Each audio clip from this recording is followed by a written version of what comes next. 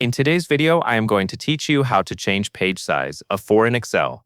This is a simple formatting change, but it is very useful when you are preparing a worksheet to print correctly on standard paper. If your page size is not set properly, your spreadsheet may not fit the page the way you expect.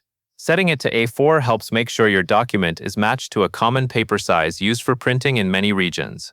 To begin, open your Excel workbook and look at the top of the screen where the main menu tabs are located. From there, click on the Page Layout tab. This section contains the settings that control how your worksheet will appear when printed, including margins, orientation, and paper size. Once you are inside the Page Layout tab, move your attention to the Page Setup group in the ribbon. In that area, click the Size button. This will open a drop-down list of available paper sizes that Excel supports for printing.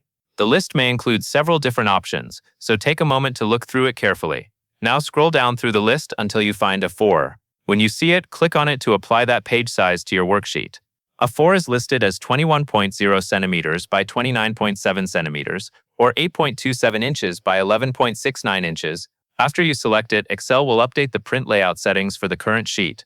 If you want to confirm the change, you can look at your print settings afterward and check that A4 is now selected as the paper size. This can be especially helpful if you are working with a document that needs to be printed neatly or shared with someone who uses A4 paper as the standard. One helpful tip is to make this adjustment before finalizing your worksheet layout. That way, if your content shifts slightly based on the page dimensions, you can catch it early and make any spacing or scaling adjustments as needed. It is a small step, but it can save time and help avoid printing issues later.